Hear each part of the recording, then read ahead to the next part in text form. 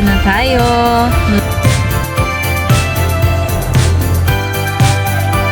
Okay, go. For grocery tayo ngayon. All for Christmas, all the happy smiles and the wishes. Open fire from the light to the mistletoe.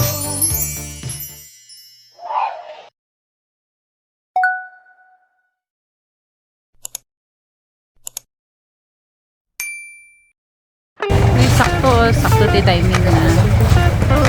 Tanangan na.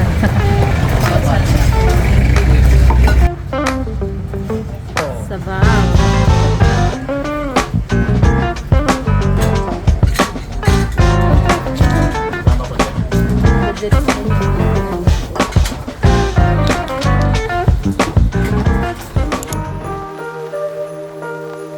Hi everyone! Welcome back dito sa ating vlog and look at that, 'di ba?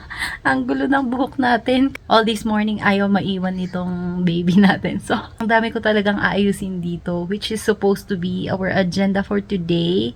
As a mom staying at home, hindi mo talaga masasabi kung kailan okay yung baby natin. So, kailangan nating mag-adjust. Ayan guys, inaayos ko pa yung mga to. And suppose maglalaba tayo ngayon. But, tingnan natin kung anong magagawa. So, hi!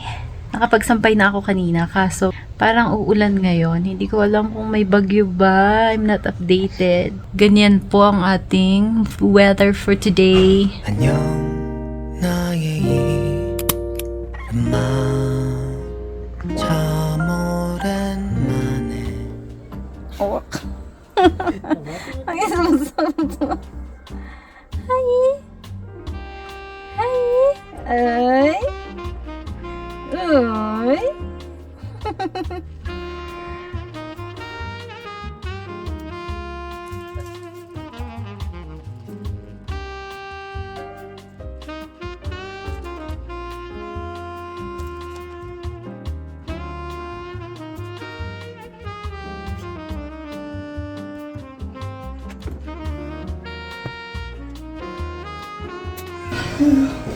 Good morning, everyone! Ayan, punta tayo sa lunch na pala, afternoon na pala. Punta tayo sa My Encantada for lunch, brunch.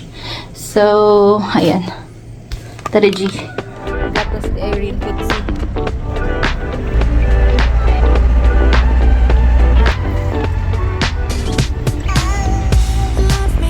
Nandito na tayo. Let's go!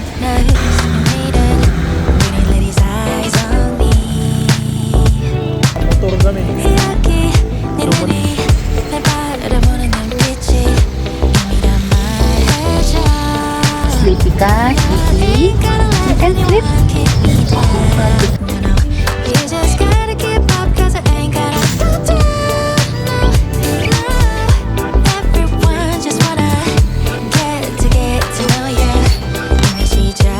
Ang lagi kong order dito ay pansit batil patong kasi nga para siyang overload.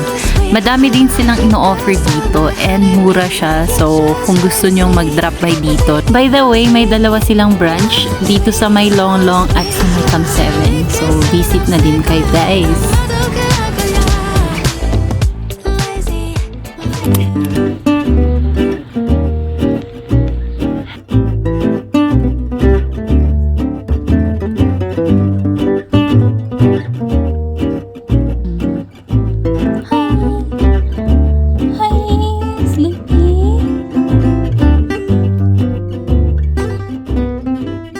Let's have some snacks before doing things.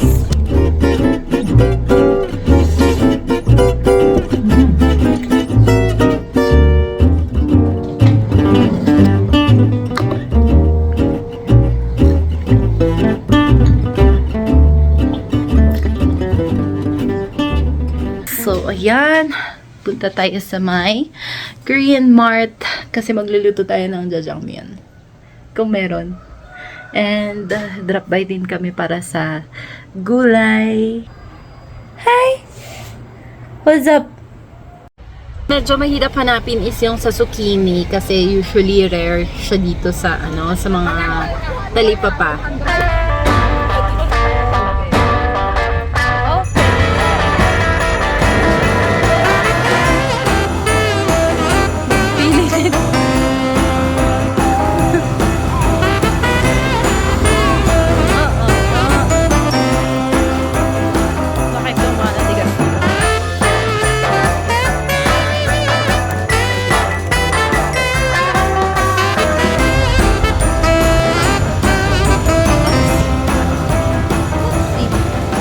Ayan, may dining area na sila and dito talaga ako bumibili ng mga Korean products lalo na kapag when it comes to cooking, ganyan.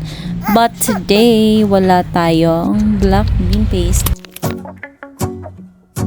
Ayan guys, dahil wala tayong black bean paste, ginawa ko is niluto ko na lang yung instant na jjajangmyeon and I'm really craving for jjajangmyeon. Pero wala nga, so hanap tayo sa mga ibang Kmart. Pero parang napuntahan na namin lahat. And guys, for grocery tayo ngayon. So, let's go to Cheongsan. Hi! Hi! Tara G! Let's go! OOTD!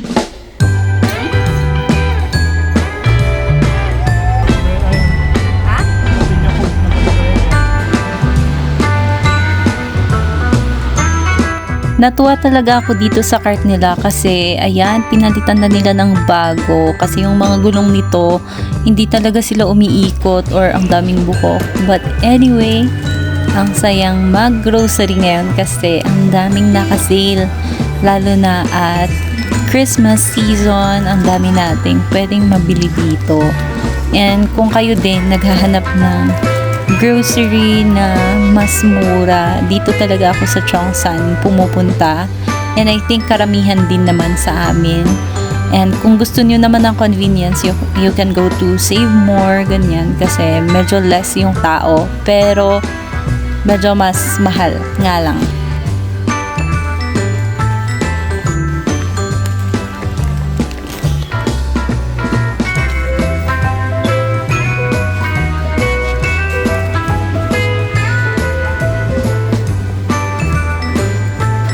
By the way, ang mga pinapamili namin ngayon is para sa Pasko, and kapag magkakaroon ng celebration, ganyan, may lulutuhin tayong something.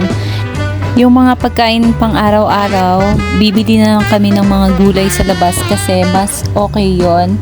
And iwas muna kami sa mga instant for today since madaming okasyon, madaming kainan, ganyan. So, sa labas na lang muna tayo bibili ng mga gulay.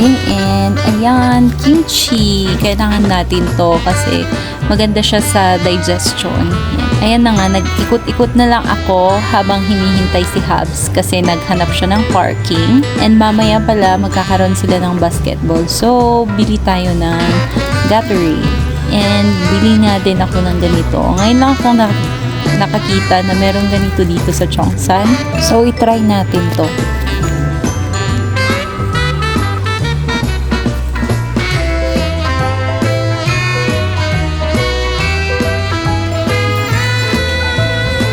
Laging mahaba yung pila ng priority, so dito na lang tayo sa normal na lane. And si Habs na nga ang naglagay sa mga grocery natin. And andito lang tayo sa gilid and antayin natin ang bill reveal. O, diba? So, ayan guys, nakauwi na tayo. And let me show you yung mga groceries natin. By the way, pinunta lang namin dito yung mga groceries namin kanina. And it's nighttime, so pinatulog muna natin ang bagets bago tayo mag-vlog. So, let's start. Yan. So, let's start with this. First box. Since Pasko na, or malapit nang magpasko or holiday season, so ang dami kong binili para sa Graham natin kasi usually ubusan yon kapag mga 20 plus na dates mag-grocery. So, habang maaga pa, nag-grocery na kami para less hassle din and medyo mahirap makipagsiksikan din sa grocery. So, we got here mga graham crackers. Ayan. Graham crackers na madami. Ayan. Kasi ito yung usual na nauubos kapag holiday season. Kasi nga madaming nag-graham. Ang paborito din kasi namin ang graham. So, next naman is Eden cheese. Ayan, madami din tayong nakuhang Eden cheese, but isa lang yung andito sa side na to. Maybe nasa other box siya. And we got pasta para sa pesto. Usually, pesto talaga kapag nagpapasta kami. May nabili na din kami dyan na pang spag. So, ito na lang muna yung for pesto. And we got Bear Brand. Hindi na ako nag-a-unmove. Mahal din kasi yung unmove. So, dito na tayo sa Bear Brand muna. Ayan. Usually, sa hot chocolate, ganyan, or morning na milk, yung powder na yan. Then, ito, it's Selecta. Para sa hot chocolate din. Masarap kasi siya kapag fresh milk. Okay din naman yung sa powder, pero mas okay sa akin yung sa fresh milk. And all-purpose cream. Dito mawawala sa ating grocery list. Especially this Christmas season. Kailangan natin ng madaming ganito. Kasi madami tayong paggagamitan. Pwede siyang gamitin for spag, for graham, for salad. Ito, diba? Ang dami niyang purpose. We got here Evap. May ganito pala sila. So, ito na yung kinuha ko instead na yung mga maliliit na nakakan. So, pwede din siyang i-fridge kapag hindi natin naubos. So, mas sulit yung mga ganitong pack. And Tender Juicy. Lagyan na natin sa freezer kasi iniwan namin naka-tenga lang dito. So, okay na tayo sa box na to. Here we go.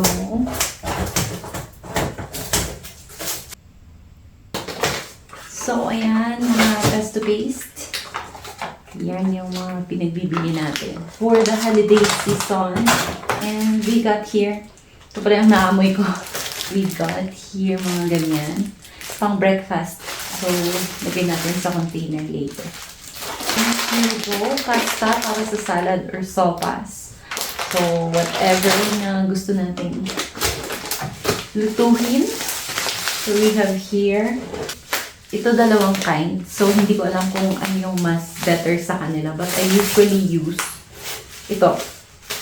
So, ito is bago lang siya sa akin. But I think lahat ng breadcrumbs naman is same lang sila ng effect. Not sure. Comment down below if may reco kayo when it comes to breadcrumbs. And kimchi from Maki. Ayan, kung saan kami kumain, dun sa mga Encantada. Sa kanila din pala yung ito. And dark chocolate. We have here crispy fry. Crispy fry na malaki.